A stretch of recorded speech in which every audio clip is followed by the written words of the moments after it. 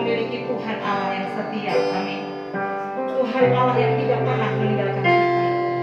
Walau kadang kita meninggalkan Dia, tapi Dia tetap mengulurkan tangannya atas kehidupan kita. Mari bersyukur karena Dia Allah yang setia, Allah yang ajaib, Allah yang luar biasa. Mari umat Tuhan, bawa hatimu, sembah Dia dan tinggikan Dia dan agungkan Dia sebagai rasa ucapan syukurmu kepada Allah kita.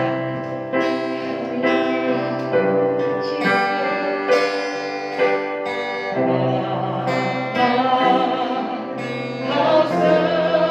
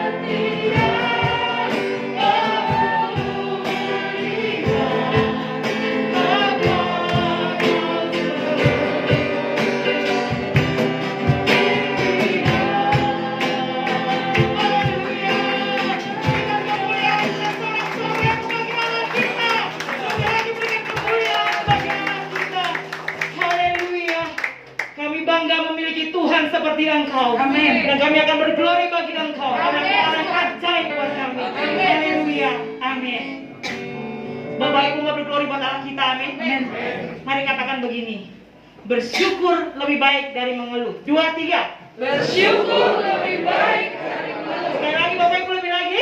Bersyukur lebih baik dari mengeluh. Amin. Mari datang ke baitnya dengan hati bersyukur. Amin. Mari sekali lagi berikan kemuliaan buat Allah kita.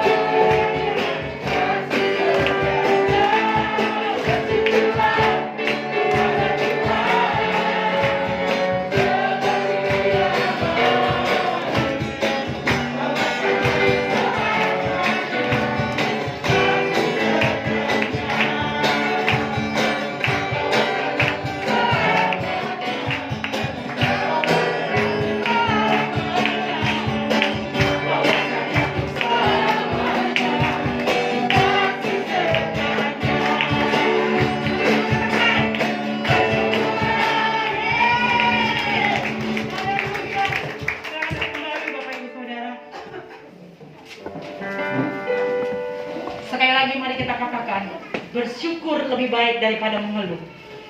Bersyukur lebih baik dari mengeluh. Kembali Bapak Ibu katakan, bersyukur lebih baik daripada mengeluh. Kita memiliki Allah yang sangat ajaib. Amin. Ketika pergumulan, persoalan menimpa dalam kehidupan kita bisa datang kepadanya. Dan dia berkata, mari datang kepadaku, setiap yang letih lesu dan berbeban berat, aku akan memberikan kelegaan kepadamu. Mari kita percaya, ketika kita datang kepada Tuhan, Dia berjanji, Dia memberikan jalan keluar, memberikan penguatan, memberikan kekuatan, kesanggupan atas kehidupan kita.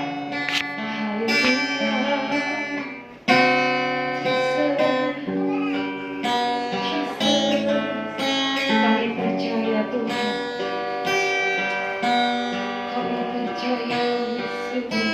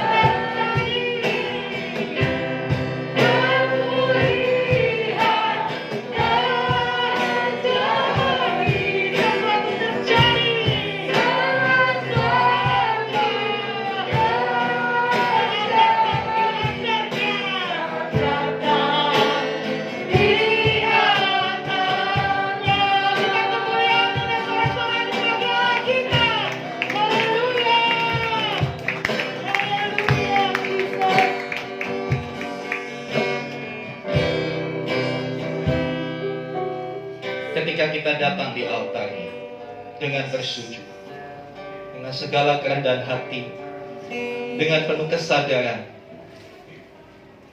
bahwa sesungguhnya kitalah yang bersalah. Kita perlu anugerah. Kita perlu Dia mencurahkan kasih setianya kepada kita. Bersyukur Tuhan Yesus Sang Juru Selamat itu berkata, marilah kepadaku semua yang letih lesu dan berbeban berat, aku akan memberikan kelegaan kepadamu. Saya merasa dalam roh saya, beberapa saudara datang ke tempat ini dengan membawa beban berat, dengan membawa pergumulan. Mungkin rumah tanggamu diambang kehancuran, ekonomi diambang kehancuran. Mungkin engkau bergumul dengan sakit penyakitmu. Hari ini saya sebagai gembala tidak janjikan apa-apa. Saya cuma bilang, mari tanggapi ajakan Juru Selamatmu. Dia bilang, marilah kepada. Rindukan kita datang kepada dengan segala kerendahan hati kita. Sesungguhnya bukan Tuhan yang perlu kita, tapi kita yang perlu Tuhan. Mari datang kepada. Sujud di atasnya, mari bawa hidupmu.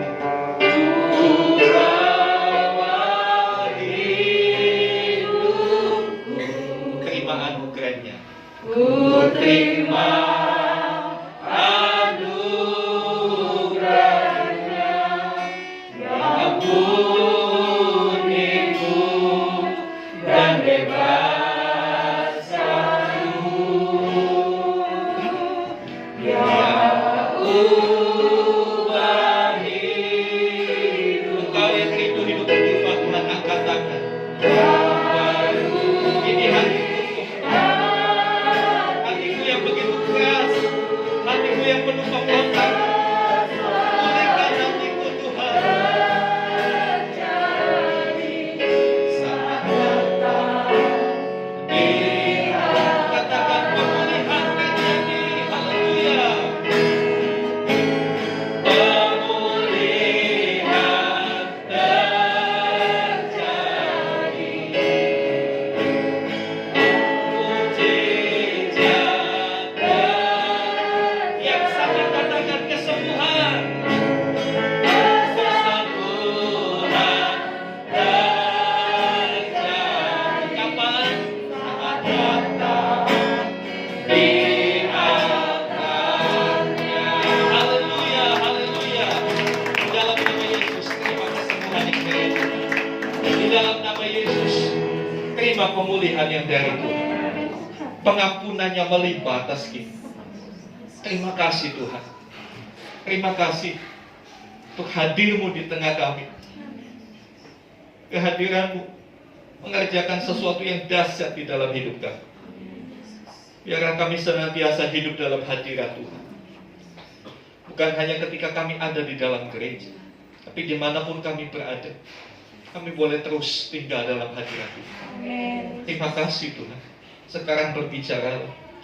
Nyatakan isi hatimu untuk setiap kami. Ajari kami tentang kebenaran, supaya hidup kami menjadi benar.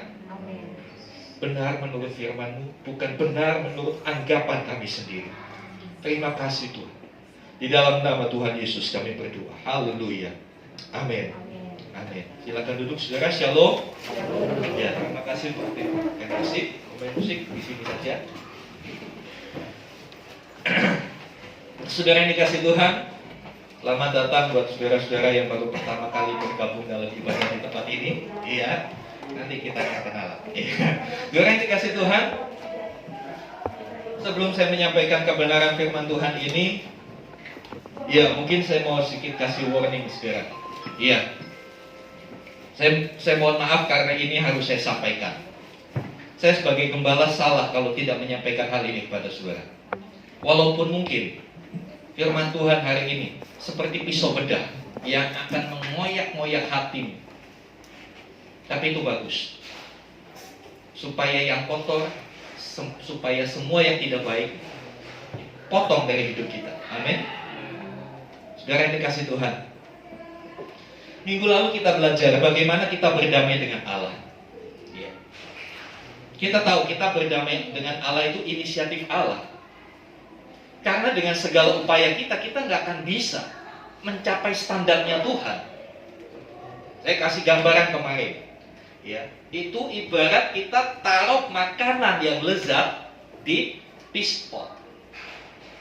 Selezat apapun makanan itu pasti menghilangkan selera makan kita.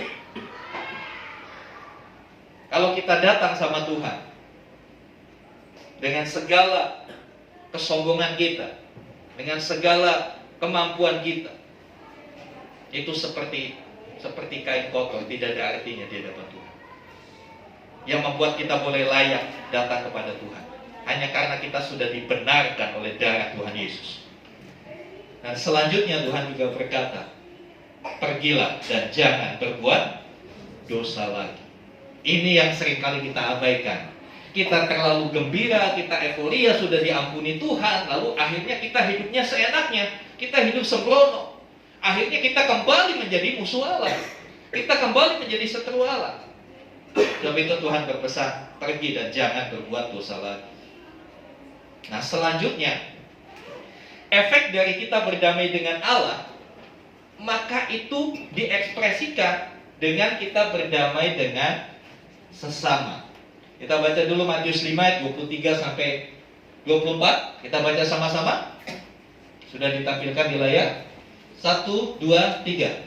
Sebab itu, jika engkau mempersembahkan persembahanmu di atas mezbah, dan engkau teringat akan sesuatu yang ada dalam hati saudaramu terhadap engkau, tinggalkanlah persembahanmu di depan mezbah itu, dan pergilah berdamai dulu dengan saudaramu, lalu kembali untuk mempersembahkan persembahanmu itu.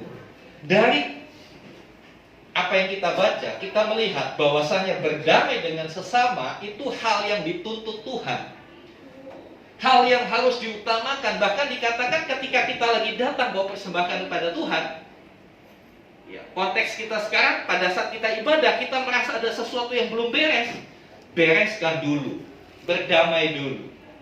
Ya, next. Ya, kita lihat kenapa kita harus berdamai dengan sesama. Ya, manusia itu diciptakan sebagai pribadi dan sosial. Ini ada dua hal yang berpotensi menimbulkan konflik. Ya, manusia tidak diciptakan sendiri. Kita paham itu. Manusia tidak diciptakan sendiri. Komunitas pertama bentukan Allah adalah keluarga. Sebagai pribadi, manusia memiliki keunikan dan kekhasan masing-masing. Bahkan anak kembar pun pasti ada bedanya. Di sini ada Bu Riris yang punya anak beda. Ya, saya pernah cerita, yang satu gayanya perlente banget, style, yang satu santai gitu. Padahal itu kembar, sama-sama di dalam kandungan. Jadi, ya, no human is the same, nobody is the same. Tidak ada manusia yang sama. Kita unik, kita spesial dibentuk Tuhan. Dan justru hal yang spesial ini, ketika kita hidup dalam komunitas, karena kita juga punya sifat sosial, ya, kadangkala keunikan ini yang memicu konflik. Ya, saudara, memicu konflik. Ya, dengan sifat sosialnya manusia selalu membutuhkan orang lain. Nah, masalahnya manusia yang unik ini ketika berinteraksi dengan sesamanya sering menimbulkan konflik karena masing-masing ngotot dengan maunya, ngotot dengan keunikannya. Saya begini, tapi kan saya maunya begini. Nah, itu kan yang sering kali jadi masalah. Di keluarga juga kan seperti itu. Konflik inilah yang mempengaruhi hidup manusia. Yang akhirnya walaupun manusia itu sudah berdamai dengan Allah, karena manusia hidup di antara sesamanya, akhirnya damai itu kembali hilang. Ketika kembali dalam kondisi kehilangan damai, hidup itu jadi kacau. Next. Ya, hubungan itu saling mempengaruhi. Jadi hubungan manusia dengan Allah itu mempengaruhi hubungan manusia dengan manusia. Ketika kita berdamai, seharusnya kita bisa berdamai dengan sesama setelah kita berdamai dengan Allah. Tapi kebalikan juga, ketika kita belum bisa berdamai dengan sesama, akan mempengaruhi pada saat kita berdoa. Sebagai contoh, ketika mungkin, ya saya tidak mengharapkan itu terjadi, dalam gereja ini ada saudara yang sedang, contoh yang gampang, kalau seorang lain saya, mungkin saya dengan Mama Nurul baru ada masalah, ya kan? Mungkin dia tersinggung sama saya. Bisa nggak kita ibadah sama-sama? Ya kan? Kita ibadah sama-sama, lagi benci-bencian, lagi ada konflik, gak nyaman, betul nggak? Bahkan beberapa orang akhirnya harus pindah gereja, ya hanya karena masalah itu. Saya nggak mau lagi ketemu dia. Dia udah begitu jahat sama saya. Ini kan akhirnya Tuhan yang kena sasaran. Akhirnya dia gak datang sama Tuhan gara-gara dia sedang berkonflik dengan seseorang. Makanya hubungan manusia dengan manusia akan mempengaruhi hubungan manusia dengan Tuhan. Selanjutnya kita melihat, ya, Matius 6 ayat 14-15. Ini pengaruh yang lebih fatal hukumnya, ya. Langsung saja kita baca di sini. Matius 6 14-15. Karena jikalau kamu mengampuni kesalahan orang, Bapamu yang di sorga akan mengampuni kamu juga. Tetapi jikalau kamu tidak mengampuni orang, Bapamu juga tidak akan mengampuni kesalahan. Jadi sekarang perhatikan kata-kata yang saya tulis merah. Kamu mengampuni, Bapa mengampuni kamu. Tapi kalau kamu tidak mengampuni, Bapa juga tidak mengampuni kamu. Ini hukumnya Tuhan. Ini hukumnya Tuhan. Next. Ya, nah dalam hal berdamai ada dua hal yang penting. Dua hal saja dalam berdamai dengan sesama. Ya, yang pertama meminta maaf. Perdamaian selalu dimulai dengan permintaan maaf. Betul? Ya. Meminta maaf bukanlah hal yang mudah. Iya, bukan hal yang mudah. Tetapi perlu kebesaran hati. Kadang-kala orang berpikir begini. Nanti kita akan lihat. Orang kadang-kala berpikir gini. Ngapain saya minta maaf? Kan bukan saya yang salah. Benar apa betul, saudara? Kadang-kala tanpa sadar kita juga ngomongnya gitu ya. Ngapain saya minta maaf? Orang dia jelas-jelas yang jahat duluan sama saya. Nah, saudara dikasih Tuhan, meminta maaf perlu kebesaran hati. Hati yang lapang. Ya. Meminta maaf adalah pintu penyelesaian konflik. Garis bawahi, minta maaf adalah pintu penyelesaian konflik. Dan memulihkan relasi. Ketika konflik diselesaikan, relasi hubungannya jadi baik lagi. Hubungannya jadi baik. Ini perlu, karena kita dimanapun selalu hidup dalam komunitas. Di keluarga, komunitas kita yang kecil. Di gereja, di pekerjaan. Ini prinsip-prinsip dasar yang Tuhan berikan. Ya. Matius 5 23 dan 24 tadi di ayat pembuka, ya, dikatakan kalau kamu datang mempersembahkan korban, kamu teringat, nih baru teringat, padahal orang itu nggak negur kita ya. Ayat itu kan mengatakan, coba ke bagian pertama.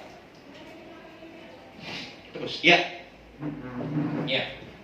Jika kamu mempersembahkan korban di atas mezbah, kamu teringat. Kitanya ingat, aduh iya, saya baru konflik nih sama si A. Kita baru berdoa, aduh konflik sama si A. Orangnya nggak ada di situ ya, nggak ada.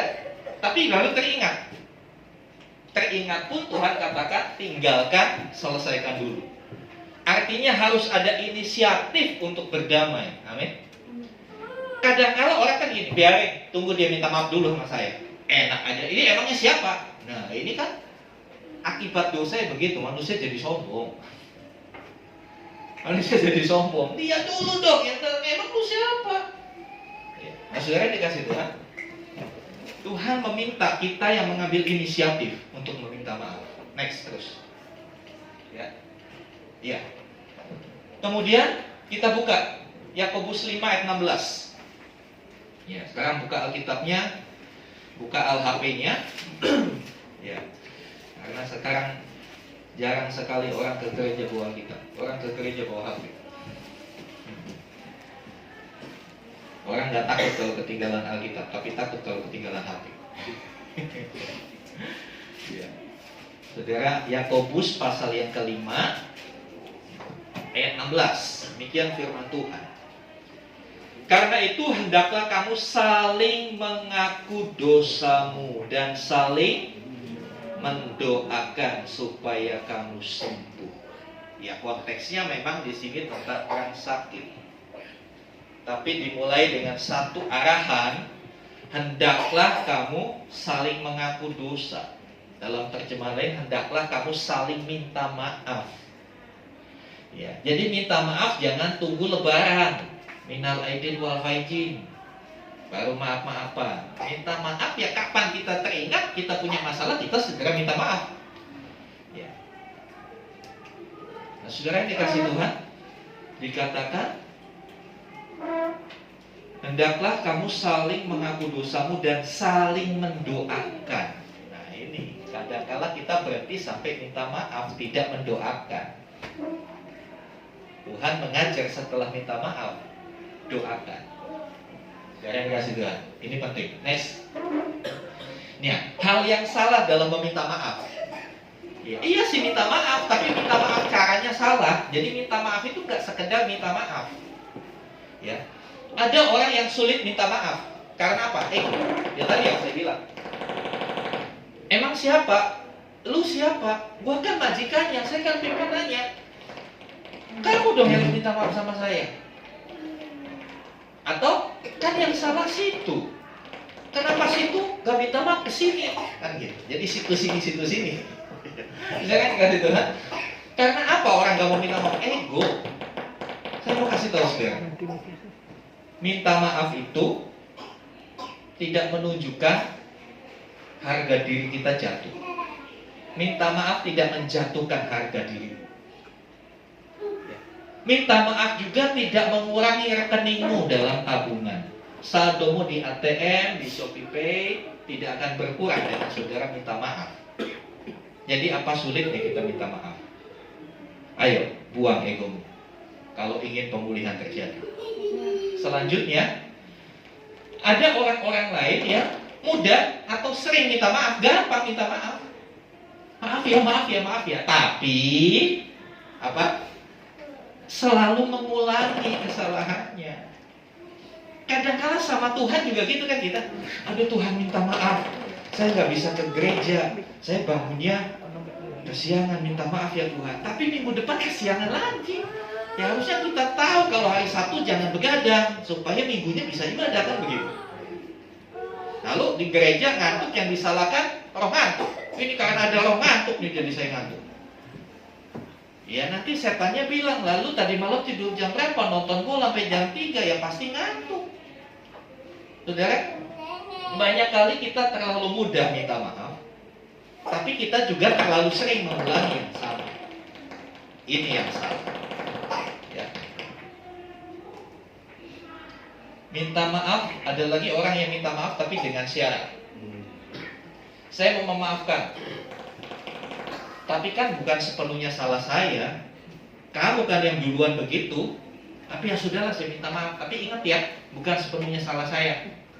Sudah. Minta maaf itu nggak boleh ada syarat. Ya sudah, kita akui kita berdosa, kita bersalah, minta maaf. Kemudian begini, dia minta maaf tapi syaratnya asal kamu harus, itu enggaknya dihapus. Asal kamu harus. Saya mau minta maaf, asal kamu begini, pakai syarat. Saudara yang dikasih Tuhan, ada lagi orang yang berkata gini, bukan salah saya, kenapa saya harus minta maaf? Ketika konflik terjadi, saya selalu katakan, dua pihak pasti ada kesalahannya. Karena kalau salah satu salah, yang satunya tidak merespon, ya, salah satu salah, yang satunya merespon dengan baik, tidak akan terjadi konflik. Tapi konflik terjadi ketika yang satu berbuat salah, yang satu juga merespon dengan salah, menanggapinya salah juga. Akhirnya terjadilah konflik. Kembali, mau berdamai nggak dengan sesama? Ingat hukumnya. Kita mengampuni, kita diampuni. Kita tidak mengampuni, kita tidak diampuni. Saya nggak lagi ngancam, saya menyampaikan firman Tuhan. Next. Lalu bagaimana seharusnya minta maaf? Yang pertama, minta maaf itu dengan kesadaran, harus sadar. Nggak usah dipaksa-paksa orang, nggak usah dimarahi dulu baru minta maaf. Iya, ketika orang tua mendidik anak, memang kita perlu ngajar anak. Misalnya, kakaknya salah sama adiknya, ayo abang minta maaf sama adik. Iya, karena tingkat pengetahuan mereka masih kanak-kanak. Tapi kalau seusia saudara, haruskah seperti itu pertanyaannya? Saudara kan nggak mau kalau diperlakukan kayak anak-anak kan? Makanya jangan sikap seperti anak-anak. Ya. Kemudian kesadaran dan bertobat. Bertobat ini yang mencegah kesalahan tadi. Minta maaf tapi ngulangi lagi. Minal aidin wal faizin, sekarang maaf, besok bikin. Saudara yang dikasih Tuhan. Selanjutnya minta maaf itu dengan kerendahan hati. Kita sadar bahwa nobody perfect. Tidak ada manusia yang sempurna. Saya pun tidak sempurna. Pandang baik-baik ke saya. Saya gembala saudara. Di tempat ini saya katakan, saya bukan manusia sempurna. Kalau saudara mencari gembala yang sempurna, hanya Tuhan Yesus yang sempurna. Hanya Tuhan Yesus. Justru di tempat ini, di komunitas ini, kita harus sadar bahwa kita ini gak sempurna, tapi juga kita harus punya niat, saya mau disempurnakan. Amin. Saya mau berubah jadi lebih baik lagi. Kalau saudara nggak mau berubah di tempat ini, saudara nggak betah di tempat ini. Karena di mimbar ini yang saya sampaikan adalah berita perubahan buat setiap kita, berita pertobatan. Amin. Kalau saudara tidak suka, tahu kan jalan keluarnya. Saya nggak musir, tapi saya mau katakan Anda tidak akan betah berkomunitas di tempat ini. Telingamu akan panas. Tapi saya harus sampaikan, karena ini kebenaran firman Tuhan. Kalau saya nggak sampaikan, saya berdosa kepada Tuhan yang mengutus saya ke tempat ini. Saudara yang dikasih Tuhan, bagaimana meminta maaf yang benar? Tanpa melibatkan orang ketiga. Tanpa bilang, iya saya diminta maaf, ini karena disuruh sama Pak Gembala saya baru minta maaf. Enggak. Minta maaf harus dari kesadaran, bukan didorong-dorong orang, bukan dikondisikan. Ayo minta maaf Pak, nanti saya kasih 200 juta. Enggak begitu. Minta maaf itu harus dari hati yang sadar. Saya mau pulih, saya mau punya hubungan relasi yang baik lagi dengan orang itu.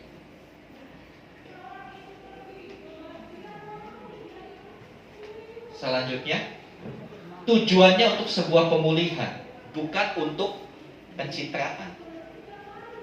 Untuk sebuah pemulihan, mau pulih gitu loh saudara, mau sembuh. Ya, kemudian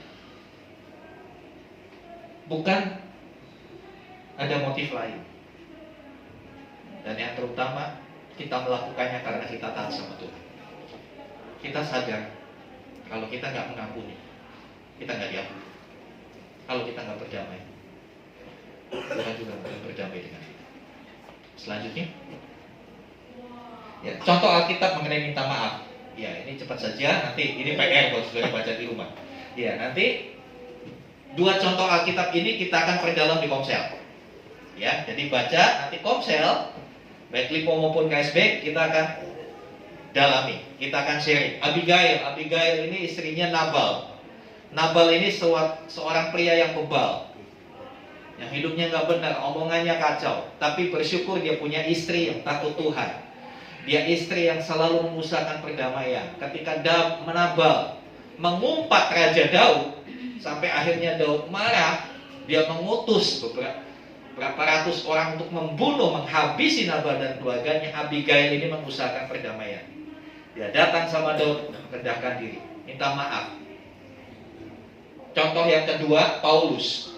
Paulus dalam Kisah 23, 1-10, dia pernah ngomong sesuatu yang keras di depan Sanhedrin. Sanhedrin itu adalah pemimpin orang Yahudi. Sampai akhirnya harus ditampar di Paulus. Tapi akhirnya dia minta maaf. Selevel Paulus berani minta maaf. Kita ini siapa? Kok susah banget minta maaf, saudara? Ya, permintaan maaf yang tulus membawa damai dalam setiap konflik. Iya, asal permintaan maafnya tulus, bukan untuk maksud-maksud lain. Ya, sehingga terjadi penyelesaian dan pemulihan. Tulus itu apa? Tulus itu ada 3 unsur. Harus ada pengakuan. Ngaku, iya saya salah. Saya minta maaf, tapi ingat ya, kamu yang salah sebetulnya. Itu bukan minta maaf, itu namanya. Itu belagu. Ya, itu arogan. Ya. Kemudian pengakuan, lalu permohonan, memohon. Orang yang memohon itu posisinya lebih rendah daripada yang dimohonkan. Misalnya kita mohon bantuan, ya kita posisinya kita sedang membutuhkan. Kita minta maaf, kita posisinya kita rendah. Makanya dikatakan perlu kerendahan hati. Selanjutnya, dalam permintaan maaf yang tulus itu ada perbaikan. Ini penting. Kadang-kala kita baru sampai ngaku, mohon, tapi nggak lanjut perbaikan. Artinya apa? Tidak memperbaiki diri. Ayo perbaiki diri. Ayo perbaiki diri. Karena itu yang membuat hubungan itu akan terbina menjadi lebih baik. Selanjutnya, saudara. Tadi yang pertama minta maaf. Yang kedua, dalam berdamai dengan sesama, minta maaf dan mengampuni. Udah cuma dua itu aja, nggak banyak-banyak. Minta maaf dan mengampuni. Kita minta maaf. Tapi di sisi lain kita juga harus mengampuni. Artinya apa? Memberi maaf. Ada take and give-nya. Aturan Tuhan mengenai mengampuni sangat jelas. Kamu mengampuni, kamu diampuni. Kamu tidak mengampuni, kamu tidak diampuni. Masalahnya siap nggak kita jika Tuhan tidak mengampuni kita? Jangan sok. Saya siap tanggung hukuman Tuhan. Kamu pikir hukuman Tuhan kayak digigit nyamuk? Ya, kalau sakit gigi aja udah nggak bisa tidur, udah nangis-nangis, iya kan? Nantangin Tuhan. Hati-hati, saudara. Kita siapa? Ingat kita ciptaan. Jangan belagu lu, nantangin Tuhan. Ingat kita tidak mengampuni, dia juga nggak mengampuni.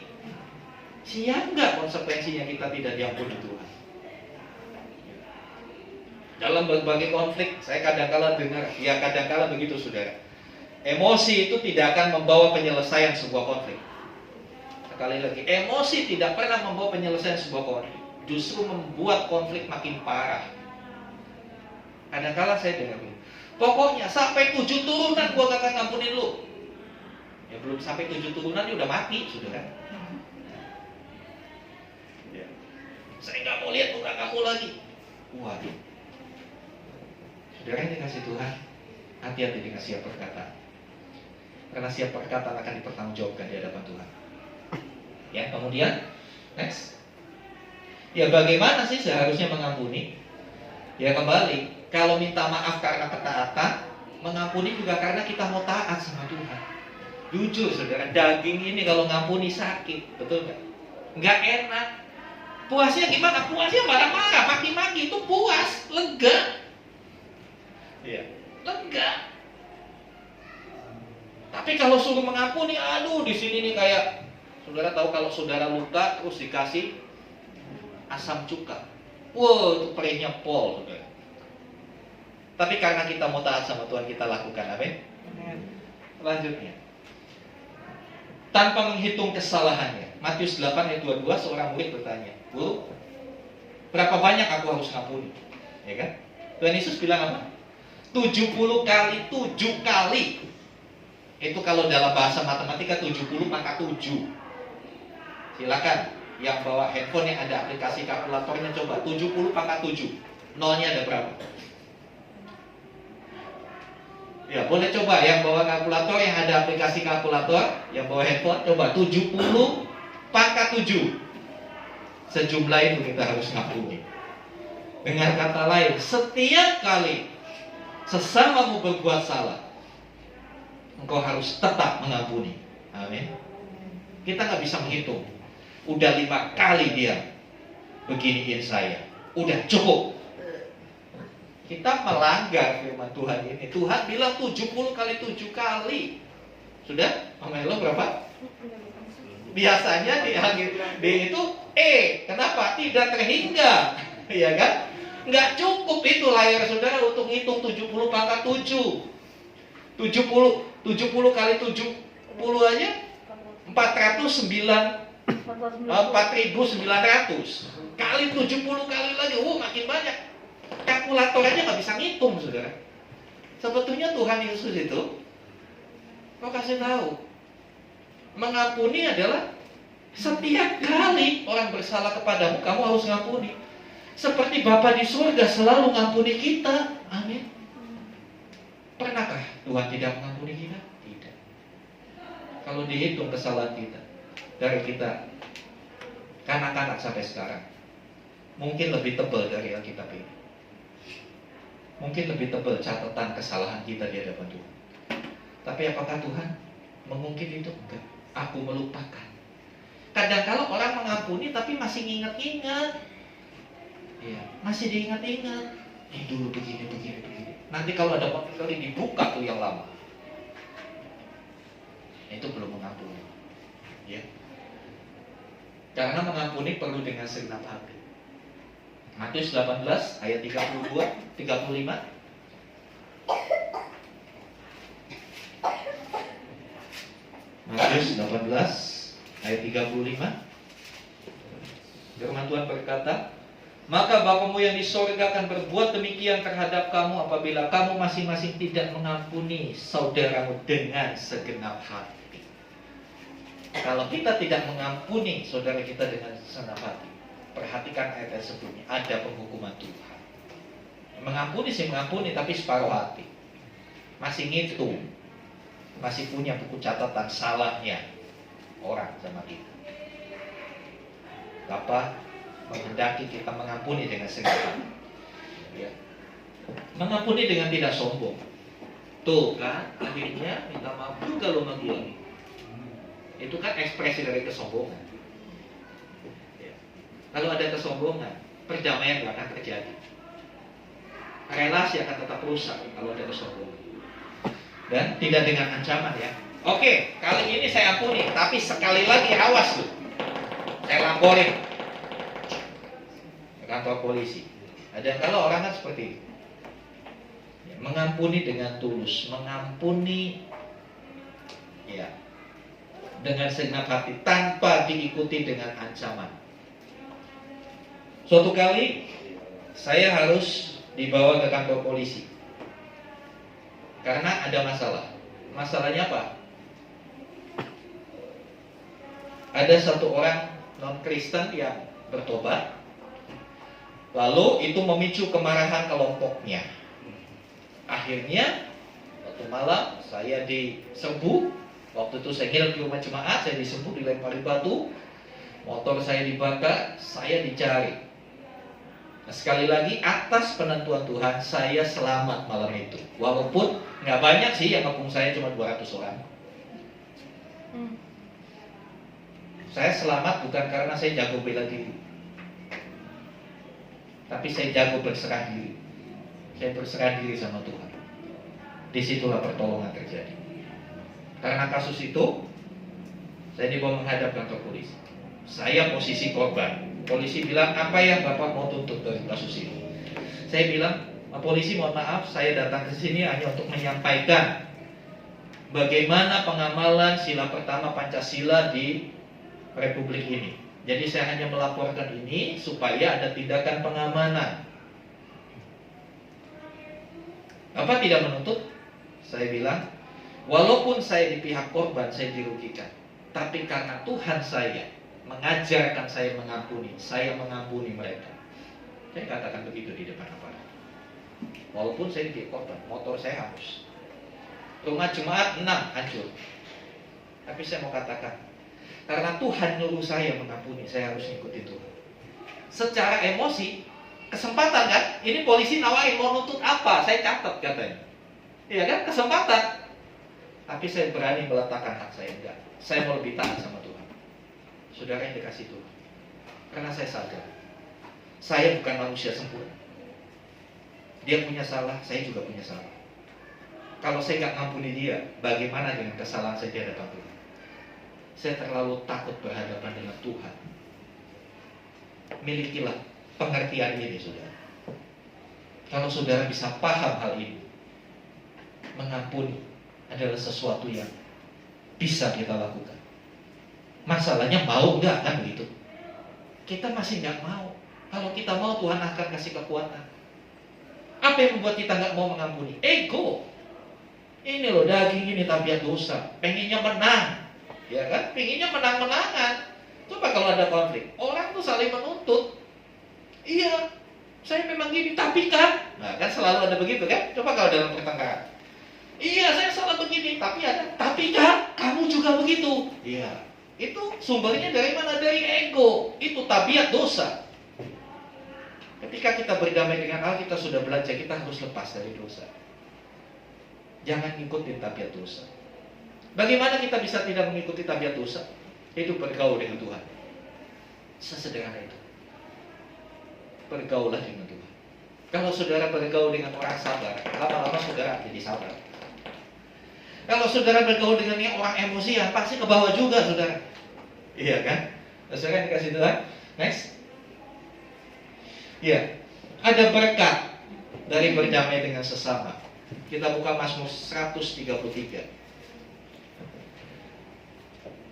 Mazmur 133, persaudaraan yang rukun. Ya, rukun ini menunjukkan ada damai. Kalau tidak ada damai, tidak ada kerukunan. Ya. Rumah saya, rumah orang tua saya itu namanya gang kerukunan. Namanya gang kerukunan, tapi seringkali orang bertengkar. Nggak jadi damai, nggak jaminan. Walaupun saudara tinggal di rumah damai, ya. Tapi kalau saudara belum mau berdamai, ya tidak ada damai. Mazmur 133 demikian firman Tuhan, nyanyian Ziarah Daud. Sungguh alangkah baiknya dan indahnya apabila saudara-saudara diam bersama dengan rukun. Seperti minyak yang baik di atas kepala meleleh ke janggut, yang meleleh ke janggut Harun dan ke leher jubahnya. Ini bicara minyak pengurapan. Seperti embun gunung Hermon yang turun ke atas gunung-gunung Sion.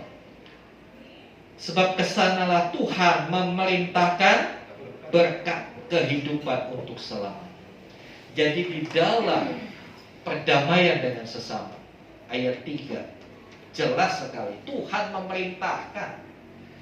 Tuhan bukan cuma ngomong, Tuhan memerintahkan. Memerintahkan itu menunjukkan sesuatu yang ada penegasan, yang harus dilakukan. Berkat itu diperintahkan datang dalam hidup kita. Gak usah kita minta-minta, Tuhan yang akan perintahkan berkat. Kalau kita hidup dalam rukun, dalam komunitas, dalam keluarga. Saudara dikasih Tuhan, Tuhan memerintahkan berkat. Nah selanjutnya dikatakan kehidupan untuk selamanya. Sebab itu di awal dikatakan sungguh alangkah baik dan indahnya. Ini akan nampak, orang akan lihat sesuatu yang indah ketika keluarga hidup dalam damai. Orang akan lihat sesuatu yang baik ketika komunitas itu hidup dalam damai. Ketika gereja kita yang kita canangkan namanya impactful community, komunitas yang berdampak, kita bisa berdampak kalau kita ada damai. Selagi kita berantem melulu, gak akan pernah berdampak positif. Sebab itu, mari kita usahakan perdamaian itu. Ya. Berdamai dengan sesama di dunia merupakan latihan untuk kita bisa hidup kekal di surga. Amin. Jadi kalau saudara benci sama saudaramu, saya pastikan saudara gak ke surga. Kenapa? Di surga gak ada benci. Orang yang benci nggak bisa di surga, nggak betah nanti di surga. Oh nggak betah di surga di mana? Ya emang neraka mau terima kamu? Kalau di surga nggak diterima, di neraka nggak diterima kan bingung mau kemana? Saudara yang dikasih Tuhan. Ya ini hanya sekedar candaan ya. Artinya kehidupan di dunia ini adalah latihan kita hidup di sana. Semua mau ke surga, ayo kita berlatih. Tata caranya hidup di sana seperti apa? Ya, next. Ya, silakan baca apa yang ditayangkan di layar. Kalau saudara setuju, mari bangkit dan ucapkan ini bersama-sama. Baca dulu, jangan asal nyebut. Gak mau menjebak saudara belit kucing dalam karung. Baca dulu. Setuju nggak? Kalau nggak setuju, berdiri. Yang setuju berdiri maksud saya. Ayo yang setuju berdiri. Kalau saudara belum bisa setuju, gak usah dipaksakan, gak apa-apa. Dia akan diusir dari gereja ini. Iya. Oke, semua setuju? Amin. Kita baca ya sama-sama dengan suara lantang. 2, 3. Aku mau berdamai dengan sesamaku tanpa mencari siapa yang benar, siapa yang salah.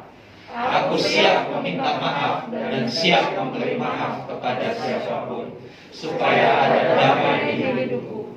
Roh Kudus, berilah aku kekuatan untuk melakukannya. Mari kita tunduk kepala. Sedang singers. Haleluya. Saudara, gak mungkin dalam hidup kita gak pernah konflik. Pasti kita punya konflik. Mungkin dalam seminggu belakangan ini begitu banyak konflik yang kita hadapi, yang kita alami. Dan itu menguras energimu. Ya, konflik itu memang melelahkan. Oleh sebab itu, cepat selesaikan konflik. Ambil inisiatif untuk minta maaf. Ambil inisiatif untuk memberikan pengampunan. Haleluya.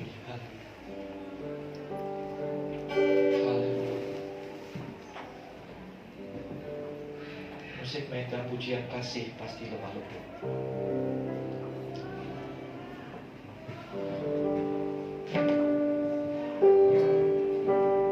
Siapkah saudara berdamai dengan sesama? Ambil musik, mainkan pujian itu. Minta kekuatan dari Tuhan untuk kita bisa minta maaf. Minta kekuatan dari Tuhan untuk kita dimampukan untuk mengampuni. Ya, tanpa kekuatan Tuhan, tabiat dosa ini begitu mempengaruhi kita, membuat kita sombong, membuat kita arogan. Kita selalu merasa saya yang paling benar. Haleluya.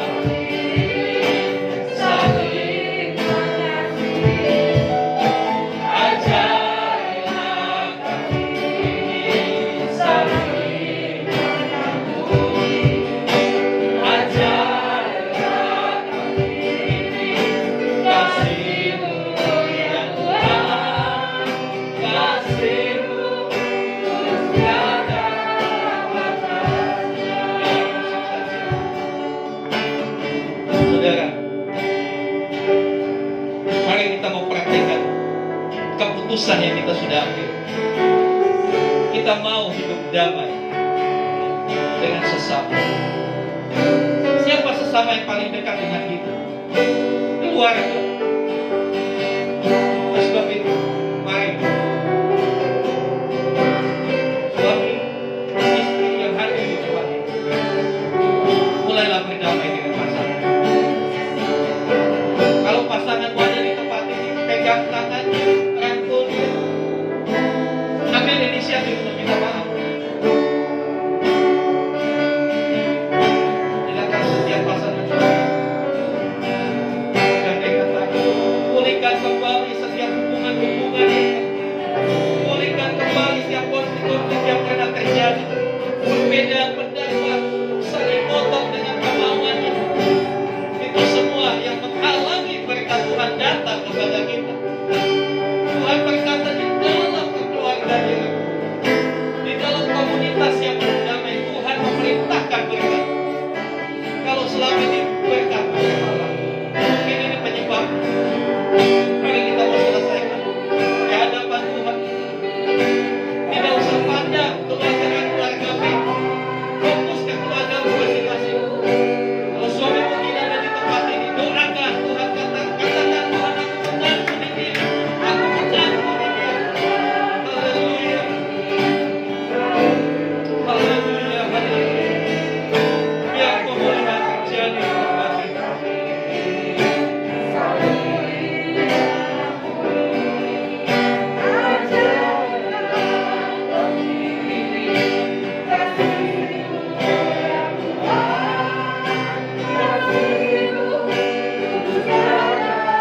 Sekali lagi katakan, ajarilah kami. Ajarilah kami saling mengasihi. Ajarilah kami saling mengampuni. Ajarilah kami kasih-Mu ya Tuhan, kasih-Mu tulus tiada batas, kasih-Mu tulus tiada batasnya, kasih-Mu tulus tiada batasnya.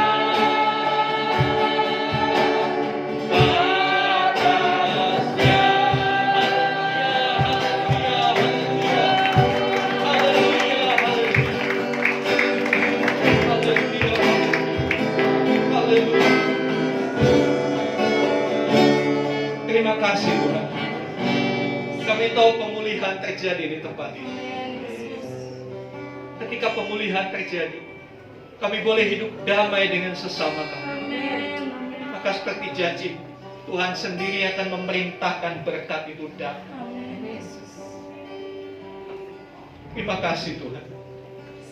Beri kami kekuatan, beri kami kemampuan. Roh Kudus ajari kami untuk kami melakukan kasih, untuk kami saling mengampun, saling meminta maaf, saling mendoakan. Kami tidak mau, kami tidak diampuni, karena kami sadar begitu banyak kesalahan kami. Kami sadar begitu berdosanya kami di hadapan Bapa. Karena kesadaran ini, kami mau mengampuni ketika ada orang bersalah kepada kami. Kami tidak mau simpan kesalahan orang dalam hati kami. Setiap yang buruk itu kami mau delete dari setiap ingatan kami. Sehingga hati kami selalu diperbaharui, selalu siap menerima yang baik, yang indah, yang mulia yang dari Tuhan. Terima kasih Tuhan. Hamba berdoa untuk umat. Kiranya perdamaian itu terjadi, pemulihan itu terjadi, sehingga kami terus berlatih untuk kami mempersiapkan ketika kami harus berada di surga. Terima kasih Tuhan. Meteraikan siap firman, beri kekuatan untuk kami melakukannya dalam hidup sehari-hari. Terima kasih. kasih. Terpujilah nama-Mu. Di dalam nama Tuhan Yesus kami berdoa. Haleluya, haleluya. Amin. Amin. Silakan duduk Bapak Ibu Saudara. Bagaimana merasa damai di hati saudara? Haleluya. Baik, tiba saatnya kita akan memberikan persembahan kepada Tuhan. Kita akan naikkan pujian tadi. Datanglah ke baitnya.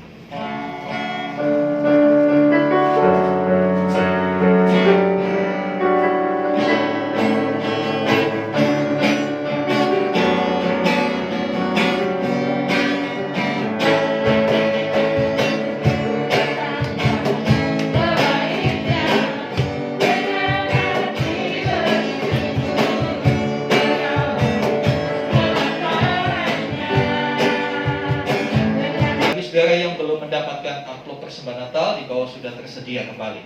Ya, sekali lagi amplop persembahan Natal yang terserah mau tiap orang ambil satu, keluarga satu terserah. Ya, tergantung kerelaan saudara untuk memberikan persembahan bagi Tuhan untuk mendukung perayaan Natal kita. Ya, terakhir pengumpulan adalah awal bulan November. Awal bulan November terakhir pengumpulan supaya panitia bisa melakukan pembayaran banyak hal. Ya, untuk tempat kita masih bergumul. Ya, kita sedang mencari yang terbaik karena tidak mungkin di tempat ini nggak akan cukup. Ya, baik itu saja. Nah, kesempatan ini kita kedatangan tamu. Ya, saya undang dengan hormat Ibu Suswanti, beliau adalah seorang hamba Tuhan, rekan sekerja dari Bekasi. Ya, boleh perkenalkan diri dan sedikit memberikan kesaksian. Shalom Bapak Ibu, selamat pagi. Saya senang berjumpa dengan Bapak Ibu pagi hari ini. Terima kasih buat undangan Pak Irawan. Saya mau speak sebentar ya. Nama saya Suswanti. Saya punya anak 3 cowok semua, yang satu sudah berumah tangga. Nah, bulan depan saya akan mendapatkan cucu, sudah di USG, cucunya perempuan ya Bapak Ibu, puji Tuhan ya. Anak 3 diberi cucu perempuan, senang ya Pak ya. Saya senang sekali. Saya teman kuliah Pak Irawan di Bekasi. Saya juga kaget ya, saya ditodong untuk kesaksian. Aduh, kesaksian apa nih? Oh iya, saya punya gini kisahnya. Saya bilang, suami saya 1 ya Bapak Ibu ya. Bukan suami 3 ya, anak 1 Pak. Anaknya ya 3. Suami saya 1, anak 3. Saya seorang wira swasta di Bekasi. Saya punya rumah makan dan suami saya juga punya usaha yang dikatakan boleh. Saya bersyukur buat kebaikan-kebaikan Tuhan dalam kehidupan saya. Saya akan ceritakan, saya sudah mengalami di meja operasi 5 kali Bapak Ibu ya. Serem ya Pak ya. Serem nggak Bapak Ibu? Serem ya. Ini perut saya, kalau saya nggak malu saya buka, ada tanda salib. Tuh di belah sana, di belah sini. Saya melahirkan anak saya yang ke-1 itu 7 bulan berapa minggu gitu ya. Jadi prematur, jadi dibilang rawat janin ya. Dengan berjalannya waktu saya membesarkan dia sampai sekarang dia sudah 30 tahun. Pemeliharaan Tuhan tuh baik dalam kehidupan anak saya. Anak saya dibilang kayak autis juga enggak ya, dibilang enggak juga kalau autis gitu ya. Tapi Tuhan baik dan memelihara dalam kehidupan saya itu Tuhan baik buat saya. Tuhan juga baik buat anak saya. Anak saya laki, yang mana yang boleh dikatakan laki-laki adalah tulang punggung orang tua. Kalau orang tua udah besar, orang tua udah tua gitu ya. Tapi ini kebalikan. Saya dikasih dia, merawat dia terus sampai sekarang 30 tahun. Dia pemikirannya seperti anak 5 tahun Bapak Ibu. Jadi adik-adiknya itu boleh dikatakan, saya bilang adik-adik itu bukan adik, saya bilang itu abangnya, kakaknya. Karena apa? Pemikirannya masih umur 5 tahun. Kita beli mobil-mobilan, kita beli pesawat-pesawatan, pokoknya seperti anak kecil ya Bapak Ibu. Tapi saya yakin, saya percaya itu semua punya maksud dari diri saya. Sehingga saya boleh sekolah di teologi ini karena bukan saya mampu, tapi saya ingin menyenangkan hati Tuhan dengan keterbatasan saya sebagai orang tua. Dan yang kedua itu anak saya sudah married. Dan ketiga, anak saya juga laki, kuliah di Bali semester 7 seperti saya semester 7, dia ambil teknik mesin. Tapi saya percaya Tuhan terus pelihara keluarga saya. Karena saya imani 2 Korintus 9 ayat 6 sampai 11. Siapa yang menabur banyak, dia akan memperoleh banyak. Siapa yang menabur sedikit, dia akan memperoleh sedikit. Dengan berjalannya waktu, saya sampai di sini, saya bersyukur. Saya bangga punya teman seperti Pak Irawan yang udah saya anggap dia adik karena umur saya 54 ya Bapak Ibu. Berapa umur? 4. Nah, jadi masih tuaan saya. Jadi kami seperti keluarga. Kadang-kadang orang lain itu jadi keluarga, ya. Dan kadang-kadang keluarga pun jadi orang lain. Kenapa saya katakan demikian? Karena kita bergaul dekat dengan tetangga. Tetangga jadi saudara ya. Kalau saudara kan gitu jauh ya. Jadi kan nggak mungkin dong kalau ada apa-apa kita telepon dulu sama saudara. Malu dong. Pergaulan mana? Mana sebagai orang Kristen? Kita sebagai orang Kristen seperti jadi garam dan terang dari lingkungan kita ya Bapak Ibu ya. Dan saya juga imani di Kisah Para Rasul 30 ayat 5 yang dikatakan lebih baik kita memberi daripada kita menerima. Bisa gak kita bacakan? Dek, tolong bacakan Dek, saya rindu. Inilah kita harus imani, harus kita praktekkan ini, firman ini. Kisah Rasul 30 ayat 5. Kita praktekkan. Kalau Bapak ada Alkitab atau bawa HP suci, boleh dibuka sok, silakan. Enggak didenda. Rasul 30 ayat 5. Boleh dibacakan. Ayo. Kisah Para Rasul 30 ayat 5. Kisah Rasul bukan Korintus 30 ayat 5. Maaf. Korintus kan kok. Bentar, saya ada. Saking semangatnya ya. Jadi sampai lupa ayat, maaf ya Bapak Ibu. Kisah Rasul 20. Kisah Rasul 20 Ayat 35. ya benar. Coba Kisah Rasul 20 ayat 35.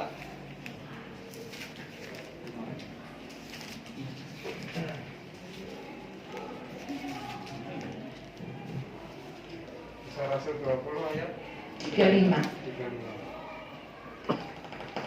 Dalam segala sesuatu telah kuberikan contoh kepada kamu bahwa dengan bekerja demikian kita harus membantu orang-orang yang lemah dan harus mengingat perkataan Tuhan Yesus. Sebab ia sendiri telah mengatakan, adalah lebih berbahagia memberi daripada menerima. Ya puji Tuhan, saya iman ini Bapak Ibu. Kenapa saya iman ini? Karena saya sudah menerima dari Tuhan. Tuhan sudah memberikan saya kesempatan untuk hidup 5. 1, saya operasi anak. 2, saya normal. 3, saya operasi.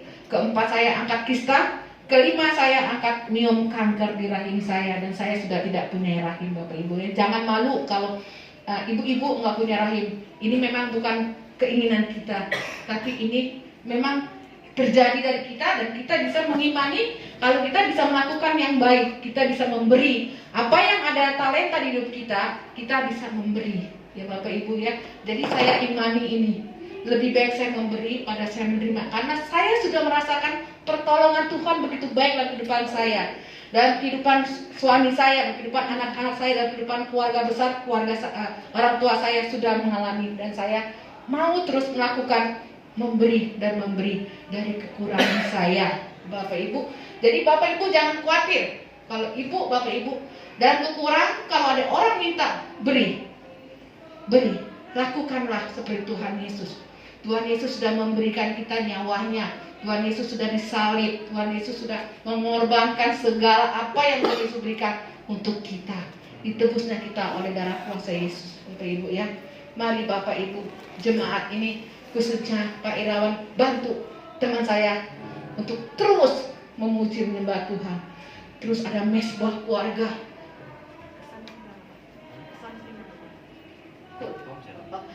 Terus lakukan konser. Mau 1, 2 orang, terus kita lakukan konser. Karena di konser itu ada yang pembentukan jiwa kita, pembentukan rohani kita, supaya kita terus naik terus, jangan kita turun. Kita terus jadi kepala, kita jangan seperti ekor ya. Makan ikan aja enakan yang kepala ya pada ekor ya Pak ya. Jadi kita terus naik dan naik, kita jangan turun. Jangan seperti orang-orang yang seperti orang-orang nggak punya iman. Iman adalah kekuatan bagi kita. Kita harus punya iman terus untuk melangkah. Kita harus punya iman terus untuk mencari Tuhan. Kita harus punya iman terus sehingga kerajaan surga menanti kita. Ada amin Bapak Ibu? Amin. Mari kita bersatu untuk membangun ibadah ini terus menerus. Memang secara manusia ya kita lemah, kita nggak punya ongkos. Kalau jauh-jauh ya Pak, kalau jauh-jauh kita nggak punya ongkos. Tapi ingat satu, Yesus sudah berkorban untuk kita. Yesus sudah memberikan nyawanya untuk kita.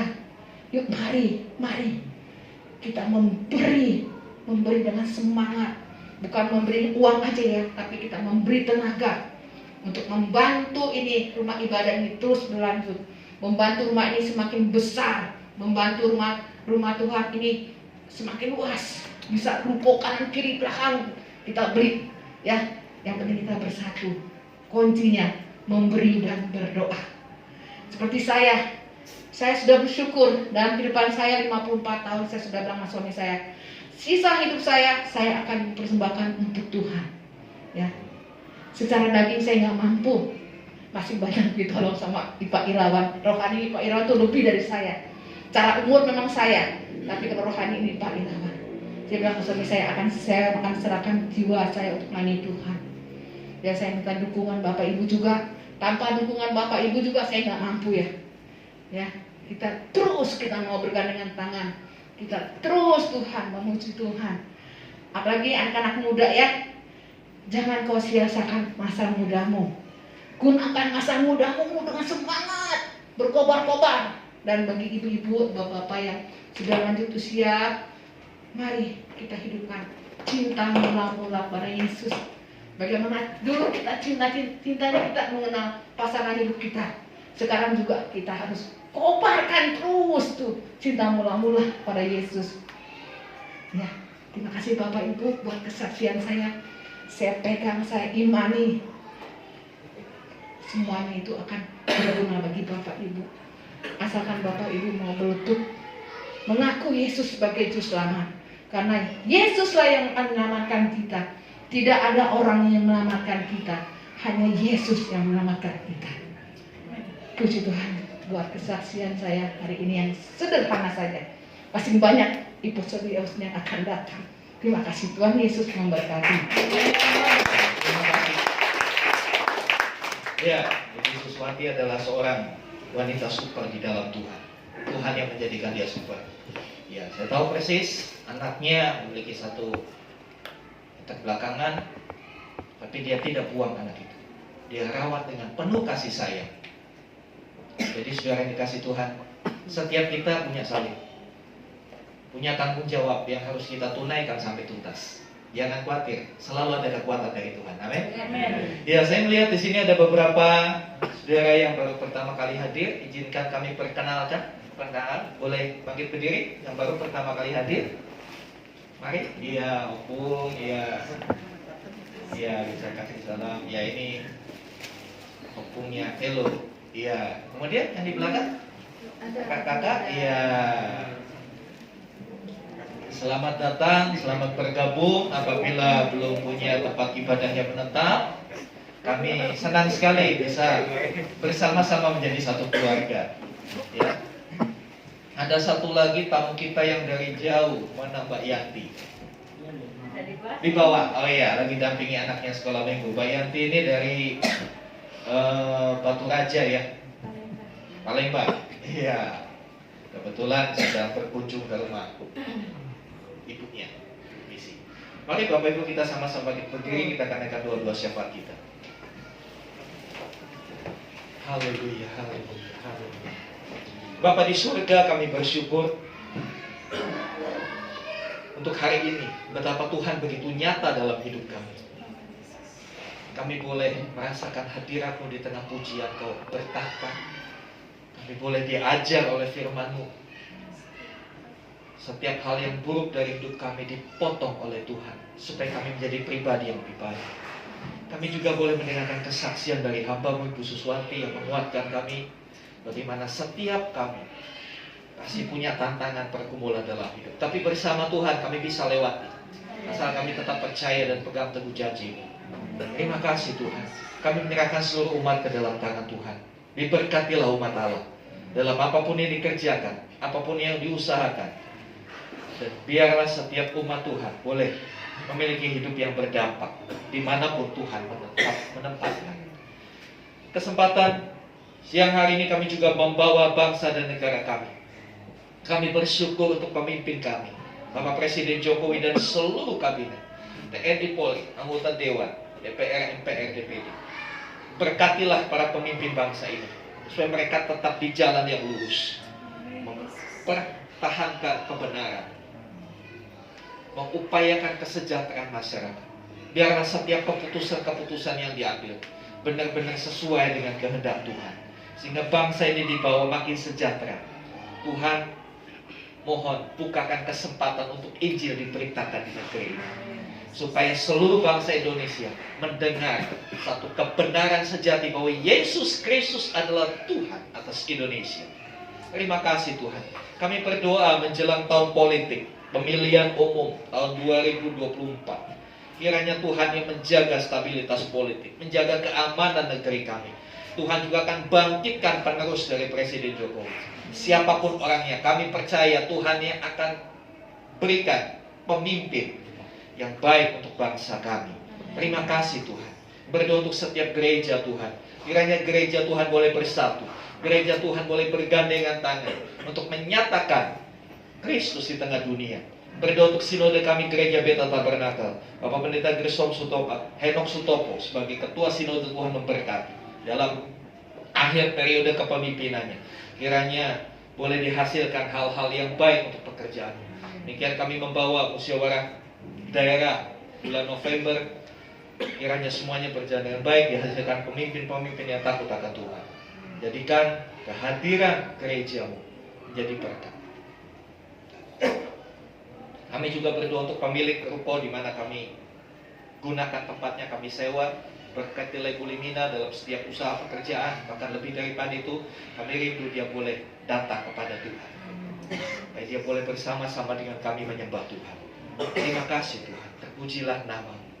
Saudara yang dikasih Tuhan, mari buka hati, angkat tangan, dan sekarang terimalah rahmat anugerah dari Allah Bapa di surga, di dalam kasih dan karya Tuhan Yesus Kristus, melalui persekutuan, pengurapan, penyertaan Roh Kudus.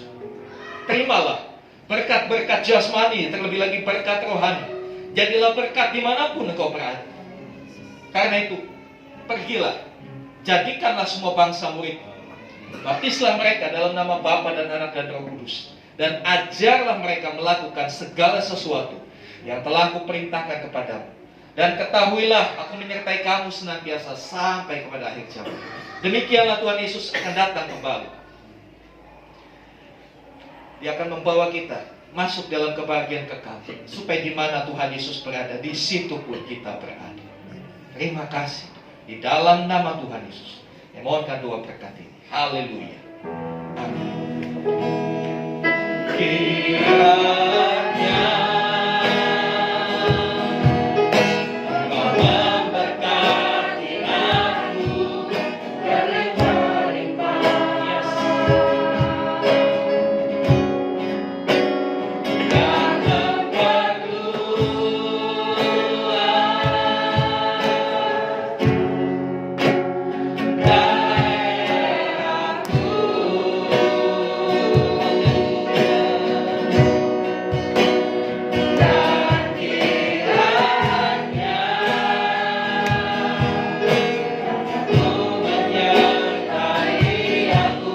dan